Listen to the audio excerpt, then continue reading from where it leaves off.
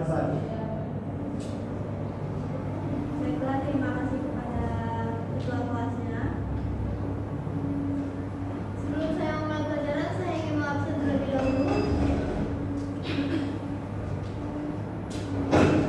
Asbi, hadir Bu. Alsi, hadir Bu. Ridho.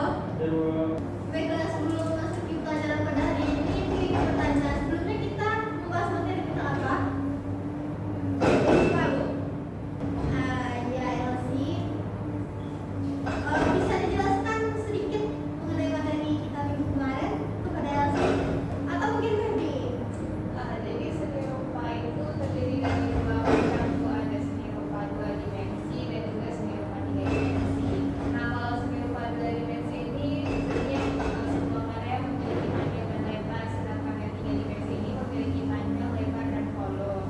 Seni rupa dua dimensi ini contohnya kayak lukisan, terus poster. Nah, kalau misalkan karya tiga dimensi ini seperti patung, ukir, relief, dan sebagainya. Terima kasih atas jawabannya, Feby. Seperti yang dijelaskan Feby tadi mengenai seni rupa lukisan termasuk ke dalam dua dimensi kan? Iya, Bu. Jadi pada pertemuan kita kali ini kita akan membahas mengenai karya lukisan batik. Baiklah, pada kali ini tujuan pembelajaran kita yaitu yang pertama membahas pengertian dari batik, yang kedua macam-macamnya, yang ketiga alat dan bahan, yang keempat yaitu teknik pembuatannya.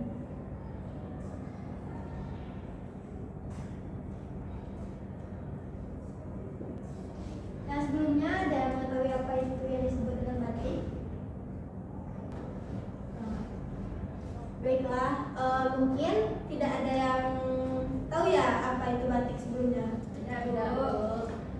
Batik itu merupakan salah satu karya kria yang pengerjaannya ditekankan pada keterampilan tangan. Nah, pada batik ini kita akan membahas macam-macam alat, bahan, serta tekniknya. Ada yang tahu apa aja itu macam-macam dari batik? Kasih. Yang pertama itu ada batik tradisional dan yang kedua ada batik modern. Nah, ya betul sekali jawaban dari Elsie. Batik ada dua macam, yaitu yang pertama batik modern dan selanjutnya itu batik tradisional.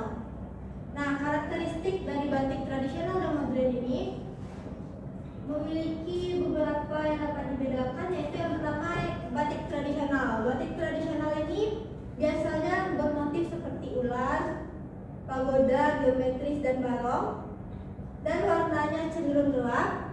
Dan yang paling ditekankan pada batik tradisional ini yaitu motifnya sesuai dengan daerah asal. Selanjutnya itu karakteristik dari batik modern.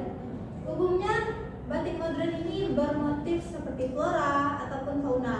Dan yang ditekankan motif pada batik modern ini menggunakan motif yang bebas.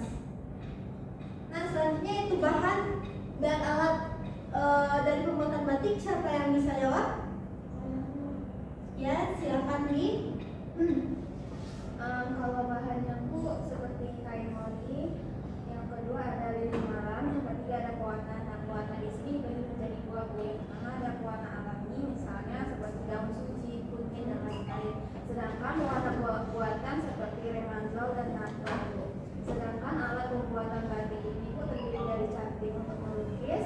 Yang berikutnya ada wajan, terus ada kompor, ada tiklik, dan yang terakhir ada saringan atau gawangan untuk menjemur kain. Baiklah, terima kasih Dwi atas jawabannya, tepat sekali. Seperti yang disebutkan oleh Dwi tadi, beberapa alat dari pembuatan batik yaitu ada canting yang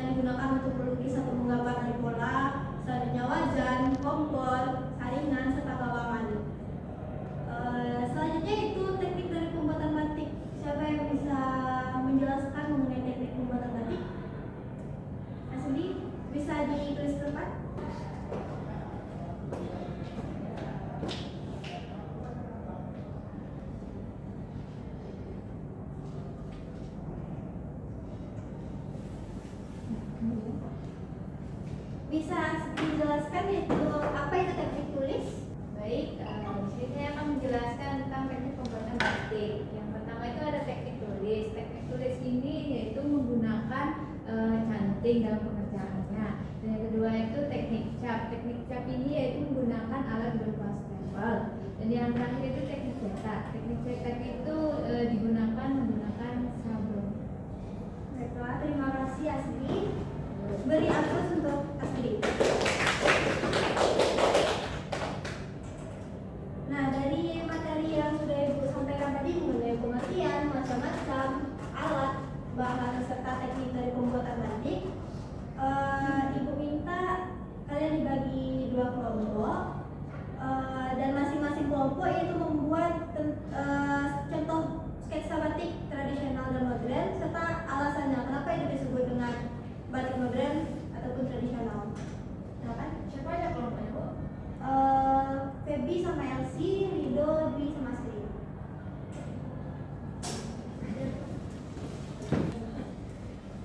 Baiklah, ini kertasnya Ibu bagikan ya. Elsie geser ke sini Elsie. Digital kok, Bu? Boleh digital ya boleh. Nanti jelaskan aja ke depan ya. Masalahnya suaranya belum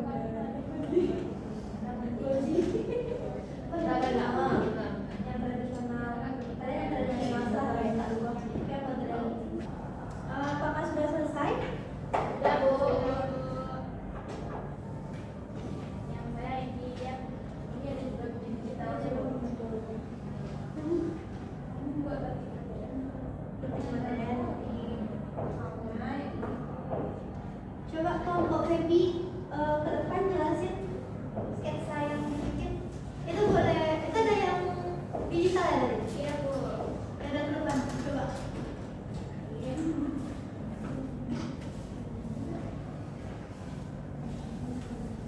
Sketsanya bikin sketsa yang mana? Yang Itu tradisional. Itu kenapa disebut batik tradisional? Ini disebut batik tradisional karena di sini menggunakan motif merak. Dia juga salah satu bentuk identik dari sebuah daerah. Itu masuk dalam karakteristik batik tradisional. Oke, terima kasih kepada kelompok Feby. Beri aplaus kepada kelompok Feby. Nah, selanjutnya kepada kelompok Dwi.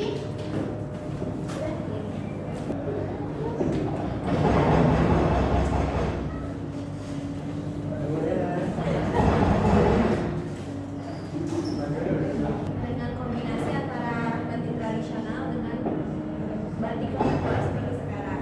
Nah, ini adalah contoh dari motif batik Flora dan ini motif batik Flora. Yang boleh ada nggak? Yang nomor kedua itu itu gambar apa?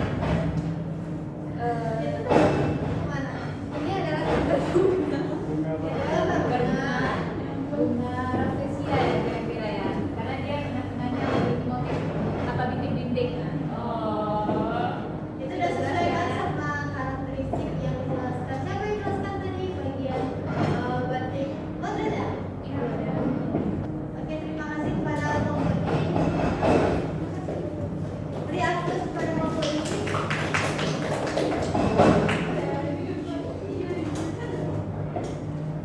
Nah, terima kasih kepada anak-anak ibu semua. Sebelumnya, sebelum menutup pembelajaran, apakah ada yang tersimpulkan pembelajaran kita pada hari ini? Ini duluan. Kesimpulan pembelajaran kita pada